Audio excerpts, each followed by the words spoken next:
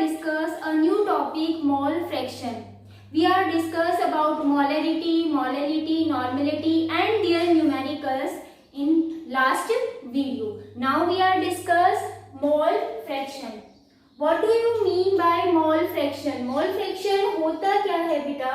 Actual में जितना भी एक सॉल्यूशन होता है, हम ये कहते हैं सॉल्यूशन के अंदर एक सॉल्यूट भी प्रेजेंट होता है और एक सॉल्वेंट प्रेजेंट होता है। तो इन दोनों के कुछ ना कुछ क्या होते हैं, नंबर ऑफ मोल्स प्रेजेंट होते हैं। तो हम ये कहेंगे कि जो number of moles of one component है, हम डिवाइड करेंगे by number of moles of all component present in a solution. उसको हम क्या बोलते हैं, मोल फ्रैक्शन। ठीक है, तो हम सबसे पहले क्या करेंगे, हमें पता है कि जो सॉल्यूशन है उसके अंदर सॉल्वेंट भी प्रेजेंट और सॉल्यूट भी प्रेजेंट है। तो हम क्या करेंगे, मोल फ्रैक्शन निकालेंगे सॉल्यूट का भी और सॉल्वेंट का भी। तो हम क्या कर रहे हैं, मोल फ्रैक्शन निकाल रहे हैं। मोल फ्रैक्शन ऑफ सॉल्यूट, जिसको हम बेटा एक्स ए से डिनोट कर रहे हैं। क्यों? क्योंकि जो मोल फ्रैक्शन है उसको हम एक्स से डिनोट कर रहे हैं। तो जो सॉल्यूट है, हमने माना कि जो ए है वो क्या है, सॉल्यूट। तो हमने अभी कहा number of moles of one component, यहाँ हम सॉल्यूट का निकाल रहे हैं तो ऊपर भी क्या लेंगे, number of moles of solute, या फिर हम ये कहेंगे number of moles of solute, जिसको हम किससे डिनोट करेंगे, एन ए से। ठीक है, हम सिंबल लेके चल रहे हैं, हम राइट करेंगे, बहुत टाइम वेस्ट होगा। तो हम ये कहेंगे कि जो नंबर ऑफ मोल्स है उसको हम किससे डिनोट करते हैं, एन से, और जो ए है हमारा क्या है, सॉल्यूट। ठीक है, डिवाइडेड बाय, हमने कहा बेटा number of moles of all component present in solution. अब हम ये कहेंगे कि सॉल्यूशन के अंदर नंबर ऑफ मोल्स देखना है किसका, सॉल्यूट का भी और सॉल्वेंट का भी। तो नंबर ऑफ मोल्स को हम एन से रिप्रेजेंट करते हैं, सॉल्यूट को A plus N B. B का मतलब यहाँ पर क्या है बेटा, सॉल्वेंट। तो N A is number of moles of solute and Nb is number of moles of solvent। ठीक है, तो ये तो हमने किसका निकाला, solute का। अब आपसे ये कहते हैं कि मोल फ्रैक्शन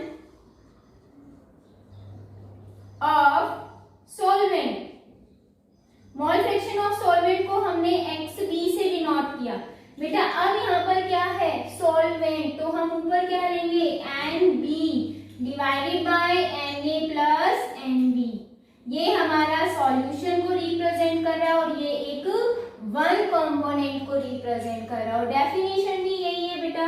तो इसकी हेल्प से हम मोल फ्रैक्शन निकाल सकते हैं, किसका, सॉल्यूट का भी और सॉल्वेंट का भी। अब देखो बेटा, ये XA है मोल फ्रैक्शन सॉल्यूट का और XB है मोल फ्रैक्शन ऑफ सॉल्वेंट का। और हमेशा बेटा जो सॉल्यूशन का मोल फ्रैक्शन होता है वो ऑलवेज कितना आता है, 1। अब सॉल्यूशन का कैसे निकालेंगे, solution is equal to solute plus solvent. हमने क्या करना है, XA प्लस XB, ये क्या हो गया, सॉल्यूशन का मोल फ्रैक्शन, वो हम निकालेंगे। कैसे निकालेंगे, XA की वैल्यू क्या है बेटा, Na divided by Na plus Nb, and plus कर दोगे XB की वैल्यू क्या है, Nb divided by Na plus Nb। और बेटा जब इसको आप सॉल्व करोगे तो आपके पास क्या आएगा, XA plus XB is equal to 1। Very important बेटा, ये ध्यान रखना है कि सॉल्यूशन का जो मोल फ्रैक्शन होता है वो ऑलवेज कितना आता है, 1 आता है। ठीक है, तो बेटा अगर आपके इसके बेस पे न्यूमेरिकल आते हैं तो आप ये फॉर्मूला अप्लाई करोगे और इजीली सॉल्यूट का भी निकाल दोगे और सॉल्वेंट का भी निकाल दोगे। अगर आपसे क्वेश्चन में ये पूछा जाता है क्या कि सॉल्यूशन जो है उसका मोल फ्रैक्शन क्या होगा, तो हमें ये ध्यान रखना उसका मोल फ्रैक्शन हमेशा 1 ही आता है। आप वैल्यूज प्लस करके देख लेना, हमेशा 1 आएगा। अब देखो बेटा, आपसे ये पूछते हैं, इससे एक रिलेशन निकल के आता है कि XA plus XB is equal to क्या है, 1। तो हम ये कह सकते हैं कि XA इज इक्वल टू क्या होगा, 1 माइनस XB। ये रिलेशन भी ध्यान रखना है। And XB is equal to क्या आ जाएगा, 1 माइनस XA। ये वाला रिलेशन भी ध्यान रखना है। क्यों? क्योंकि बेटा यहाँ पर अगर सपोज करो क्वेश्चन में मोल दिया। इसमें तो बेटा मोल फ्रैक्शन निकालते हैं। अगर आपको मोल फ्रैक्शन क्वेश्चन में दिया हुआ है, सॉल्यूट का दे दिया और सॉल्वेंट का पूछते हैं, तो आपको ये वाला फॉर्मूला अप्लाई करना है। एक्स ए की वैल्यू गिवन रहेगी, 1 माइनस करके देखोगे क्या आ जाएगी, एक्स बी की वैल्यू। ठीक है, अगर आपको सॉल्वेंट का दिया हुआ है और सॉल्यूट का मोल फ्रैक्शन पूछते हैं, तो आप ये वाला फॉर्मूला अप्लाई करोगे। बहुत इजी है बेटा, बस आपको ये ध्यान रखना है कि यहाँ पर नंबर ऑफ मोल्स आएंगे। अब एक चीज और बेटा, क्वेश्चन में डायरेक्ट नंबर ऑफ मोल्स तो दिया हुआ नहीं रहेगा, तो आपको करना क्या है, आपको इसमें करना क्या है बेटा, देखो बहुत सिंपल है। We know that number of moles is equal to क्या होता है, given mass divided by molar mass. तो हम ये कहेंगे n इज इक्वल टू क्या होता है बेटा, गिवन मास बाय मोलर मास। हम ये वाला फॉर्मूला इसमें अप्लाई करते हैं तो आएगा क्या, देखो A यहाँ पर किसको डिनोट कर रहा है, सॉल्यूट को, एंड B किसको डिनोट कर रहा है, सॉल्वेंट को। तो ये देखो WA डिवाइडेड बाय MA। ठीक है, यहाँ पर क्या लिखोगे, WA divided by MA plus WB divided by MB। ये चीज ध्यान रखनी है बेटा, आपको नंबर ऑफ मोल्स डायरेक्ट नहीं मिलेंगे, आपको क्या करना है, आपको गिवन मास मिलेगा। ठीक है, मोलर मास हम निकाल लेंगे और इसकी हेल्प से हम नंबर ऑफ मोल्स निकाल के और क्या निकाल सकते हैं, मोल फ्रैक्शन। अब देखो बेटा इसमें भी सेम आएगा, ठीक है, एज इट इज आएगा, तो ये चीज ध्यान रखनी है। अब बेटा मैं आपको एक न्यूमेरिकल करवा रही हूँ मोल फ्रैक्शन के बेस पे। मोल फ्रैक्शन के बेस पे आपको क्या करना है, फॉर्मूला ध्यान रखना है और वो अप्लाई करना है। वैल्यूज आपको मिलेंगी, उसके बेस पे आपको ये ध्यान रखना है कि क्या चीज हमें लेनी है, क्या निकालनी है। तो गिवन आपको अच्छे से नोट डाउन करना है कि क्या क्या रहेगा। तो चलो मैं एक न्यूमेरिकल बताती हूँ आपको, उसकी हेल्प से हम समझते हैं अच्छे से मोल फ्रैक्शन हम कैसे निकालते हैं। ठीक है, तो राइट डाउन करेंगे सभी। न्यूमेरिकल है आपके पास, अ सॉल्यूशन इज प्रिपेयर्ड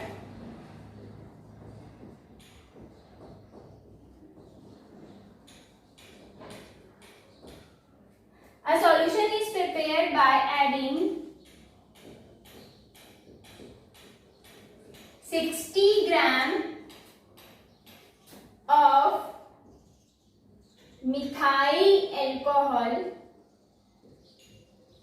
आपको पता है मिथाइल अल्कोहल जो है हम उसको मीथेनॉल भी बोल सकते हैं। ठीक है, आपने IUPAC नॉमेनक्लेचर अच्छे से पढ़ा होगा।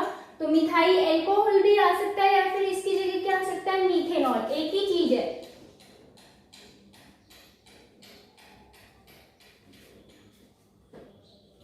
To 120 gram of water. Calculate mole fraction of solute and solvent. आपको ये क्वेश्चन दिया हुआ है। अब देखो इसमें गिवन क्या क्या है, जब हम इसका आंसर देखेंगे, सॉल्यूशन देखेंगे, तो गिवन क्या क्या है बेटा इसमें। फर्स्टली मिथाइल अल्कोहल को आप ऐड कर रहे हो, ठीक है, किसके अंदर, वाटर के अंदर। तो हमें ये पता चल गया सॉल्यूट क्या है हमारा, मिथाइल अल्कोहल, एंड हमारा सॉल्वेंट क्या है, वाटर। दिया हुआ क्या बेटा, ग्राम में, मास, यहाँ पे क्या दिया हुआ है, मास। दैट मीन्स हमारे पास दिया हुआ है मास ऑफ मिथाइल अल्कोहल, जो कि हमारा क्या है, सॉल्यूट। उसका मास कितना दिया हुआ है बेटा, 60 ग्राम। ठीक है, एंड मास ऑफ क्या दिया हुआ है, वाटर, कितना दिया हुआ है, 120 ग्राम, जो कि हमारा क्या है, सॉल्वेंट। ठीक है, अब देखो बेटा मास दिया हुआ है, हम जब देखते हैं मोल फ्रैक्शन तो उसमें क्या आते हैं, number of moles, and number of moles calculate करने के लिए हमारे पास क्या होता है, गिवन मास बाय मोलर मास। अब गिवन मास दिया हुआ है, मोलर मास हमें निकालना है। मोलर मास देखो मिथाइल अल्कोहल का मोलर मास कितना होगा, मैं आपको यहाँ लिख देती हूँ। मिथाइल अल्कोहल का फॉर्मूला क्या होता है बेटा, CH3OH होता है। अब देखो कार्बन का मास कितना है 12, हाइड्रोजन का 1, हाइड्रोजन टोटल कितने हैं 4, इंटू कर दो 4 से, प्लस ऑक्सीजन का मास कितना होता है 16। जब आप इसको सॉल्व करोगे तो आपके पास क्या आएगा, ये देखो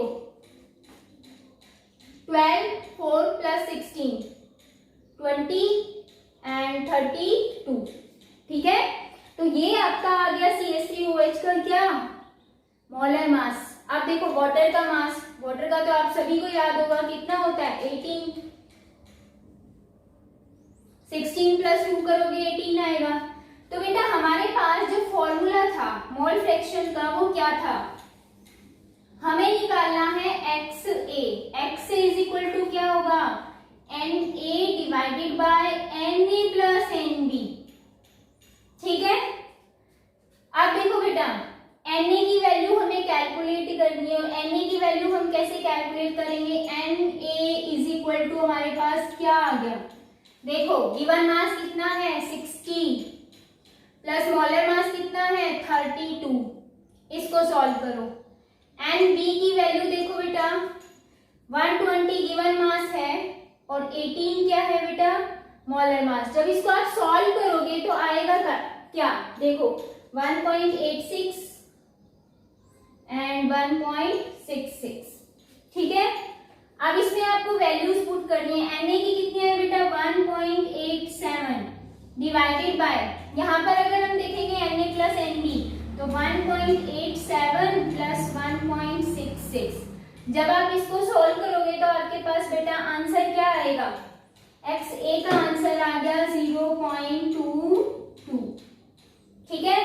इसको प्लस कर देना फिर डिवाइड कर देना, आपके पास आंसर आ गया। तो आपके पास क्या आया, this one mole fraction of solute हमने निकाल दिया है, ठीक है। XB में क्या है बेटा, बहुत सिंपल है, NB divided by Na plus NB। जब हम ये करेंगे तो आपके पास क्या आएगा, NB की वैल्यू 1.66 डिवाइडेड बाय सेम है। जब इन दोनों को बेटा आप प्लस करोगे तो आपके पास कितना आएगा 8.53, मैंने डायरेक्टली किया है प्लस करके। और फिर जब हम इसको डिवाइड करेंगे तो आपके पास आंसर कितना आएगा 0.78। तो ये आपका क्या आ गया, mole fraction of the solvent, ठीक है। तो बेटा ऐसे हमें सॉल्यूशन करना है किसी भी न्यूमेरिकल का मोल फ्रैक्शन के लिए दिया हुआ हो। तो सबसे पहले ये ध्यान रखना है इसमें गिवन क्या है, इसमें बेटा मास दिया हुआ है, यहाँ भी मास दिया हुआ है। मोल फ्रैक्शन में क्या चाहिए, नंबर ऑफ मोल्स, और नंबर ऑफ मोल्स हम कैसे निकालते हैं, given mass by molar mass. Given mass दिया हुआ है, मोलर मास हम फॉर्मूले से निकाल लेंगे और वैल्यूज पुट करेंगे तो आपके पास नंबर ऑफ मोल्स आ जाएंगे, किसके, सॉल्यूट के भी और सॉल्वेंट के भी। और फिर हम इस वाले फॉर्मूले में अप्लाई कर देंगे। जैसे ही अप्लाई करोगे आपके पास क्या आ जाएगा आंसर, क्या, mole fraction of the solute and mole fraction of the solvent, ठीक है बेटा। ये चीज आपको ध्यान रखनी है। अगर देखो मैंने इसी से ये बोलना है mole fraction of the solution निकालना है, तो बेटा बिना कुछ सोल्व किए आप अगर इसके बेस पे ऑब्जेक्टिव टाइप के क्वेश्चंस आ जाते हैं तो बिना कुछ सॉल्व किए हुए बेटा टिक मार्क कर देना। ऑप्शन क्या होना चाहिए 1, आंसर आपका 1 होगा। देखो हम करके भी देख लेते हैं, XA प्लस XB करते हैं, ठीक है। तो ये किसका आ जाएगा, मोल फ्रैक्शन किसका, सॉल्यूशन का। तो XA आपका कितना है 0.22 प्लस और XB कितना है 0.78, दोनों को प्लस करो, देखो करके कितना आएगा 1। दैट मीन्स हम ये तो कह रहे हैं, तो बेटा कभी भी आप प्लस करके देखोगे होगा क्या, यही आएगा। अब देखो मैंने इसी के बेस पे सपोज ये क्वेश्चन क्या किया, इसमें ये कुछ भी नहीं दिया, मैंने दे दिया mole fraction of the solute S, solute का मैंने मोल फ्रैक्शन दे दिया, XA की वैल्यू मैंने 0.22 दे दी और आपसे मैंने ये बोल दिया कि XB की वैल्यू कैलकुलेट करो।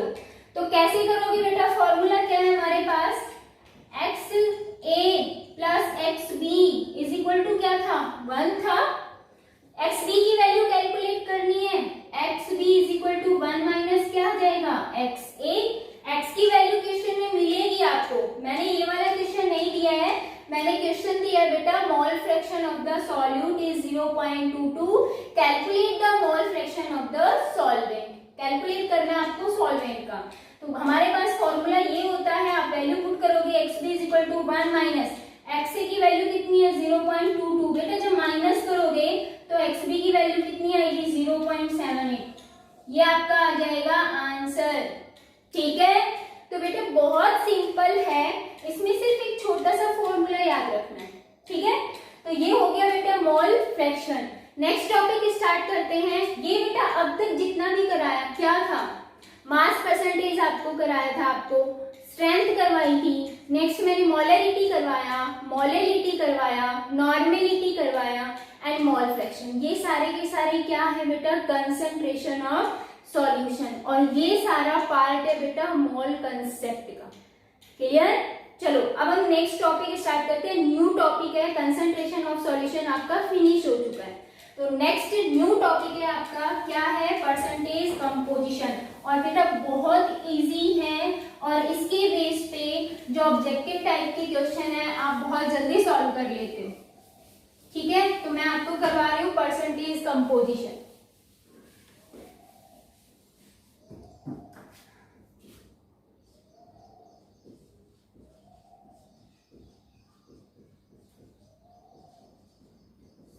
परसेंटेज कंपोजिशन होता क्या है, हम कैसे निकालते हैं? बहुत सिंपल होता है बेटा। इसमें परसेंटेज कंपोजिशन निकालने के लिए आपको एक मॉलिक्यूल मिलेगा, एक फॉर्मूला मिलेगा। ठीक है, किसी भी कंपाउंड का या मॉलिक्यूल का आपको एक फॉर्मूला मिलेगा और उसमें आपको मास परसेंटेज कंपोजिशन निकालना होता है। तो जिसको हम मास परसेंटेज कंपोजिशन भी बोल सकते हैं। क्यों? क्योंकि बेटा हम वहां पर लेके क्या चलते हैं, मास लेके चलते हैं सारे एलिमेंट्स का। ठीक है, तो इसमें बेटा बहुत सिंपल है। आपको जब कोई भी मॉलिक्यूल मिलेगा तो उसमें बेटा क्या होगा, मास ऑफ वन कंपोनेंट या वन एलिमेंट। ठीक है, मास किसी वन एलिमेंट का होगा और आप डिवाइड करोगे मॉलिक्यूलर मास ऑफ कंपाउंड से एंड इनटू क्या करोगे 100। बस आपको इतना सा ध्यान रखना है और कुछ नहीं है। जैसे मैंने आपको एक एग्जांपल दिया क्या कि C6H12O6 है। ठीक है, उसमें मैंने कहा कि आपको परसेंटेज कंपोजिशन निकालना है कार्बन का भी, हाइड्रोजन का भी, ऑक्सीजन का भी। तो हम कैसे निकालेंगे बेटा? मास सभी का पता होना चाहिए। एक तो देखो इसमें कार्बन का मास कितना होता है 12। ठीक है, हाइड्रोजन का मास कितना होता है 1 एंड ऑक्सीजन का मास कितना होता है 16। क्लियर? अब देखो बेटा इसका मॉलिक्यूलर मास कितना होगा वो हमें निकालना पड़ेगा। मॉलिक्यूलर मास कैसे निकालेंगे? कार्बन का है 12, कितने हैं कार्बन 6 प्लस इसका 1 इंटू 12 प्लस ऑक्सीजन का कितना है 16 इंटू 6। जब आप इसका निकालोगे तो बेटा आएगा 180। ठीक है, ये आ गया मॉलिक्यूलर मास। तो हमारे पास मॉलिक्यूलर मास क्या आ गया, हम यहां लिख देते हैं molecular mass is equal to 180। किसका? ग्लूकोज का, या हमारे पास जो कंपाउंड है उसका। ठीक है, अब इस फॉर्मूले में पुट करना है। तो आपको क्या करना है, परसेंटेज कंपोजिशन निकालनी है। किसकी बेटा? Of carbon. कार्बन की परसेंटेज कंपोजिशन कैसे निकालेंगे? मास ऑफ वन कंपोनेंट हम निकाल किसकी रहे हैं? कार्बन की। तो मास भी कितना लो, किसका लोगे बेटा? कार्बन का मास लोगे। कार्बन का मास क्या होता है 12 डिवाइडेड बाय मॉलिक्यूलर मास कितना है बेटा 180 यहां कर दोगे और इंटू क्या कर दोगे 100 एंड इसको क्या कर लोगे फिर सॉल्व कर लोगे। सेम एज इट इज आपको करना है परसेंटेज कंपोजिशन ऑफ हाइड्रोजन। तो हाइड्रोजन का कैसे निकालोगे बेटा? ऊपर क्या आएगा mass of hydrogen divided by molecular mass of glucose into 100। तो मास कितना है बेटा हाइड्रोजन का 1 डिवाइडेड बाय कितना आया था आपका 180 इनटू क्या कर दोगे 100 एंड इसको सॉल्व कर लोगे, वो आपका परसेंटेज कंपोजिशन आ जाएगा। सभी इसको सॉल्व करेंगे बेटा बाद में। परसेंटेज कंपोजिशन आपको किसका निकालना है? ऑक्सीजन का निकालना है तो हम ये कह रहे percentage composition of oxygen is equal to oxygen का मास कितना होता है बेटा 16 डिवाइडेड बाय 180 इंटू 100 आपका परसेंटेज कंपोजिशन आ जाएगा। तो इसी को आपको सॉल्व करना है, ये बहुत इजी है परसेंटेज कंपोजिशन निकालना। बहुत सारे इस पे क्वेश्चंस अगर आते हैं तो आप इजीली सॉल्व कर सकते हो, लेकिन बहुत सारे आते नहीं है बेटा, नॉर्मली 1 या 2 क्वेश्चन पूछे जाते हैं, वो भी ऑब्जेक्टिव टाइप के, ठीक है, या फिर कभी कभार 2 मार्क्स में पूछ लिया जाता है। तो ये आपका हो गया परसेंटेज कंपोजिशन। बेटा कल हम एक न्यू टॉपिक और स्टार्ट करेंगे फर्स्ट यूनिट का, बस लास्ट 2 टॉपिक बचे हैं, उसके बाद आपकी फर्स्ट यूनिट कंप्लीट हो जाएगी।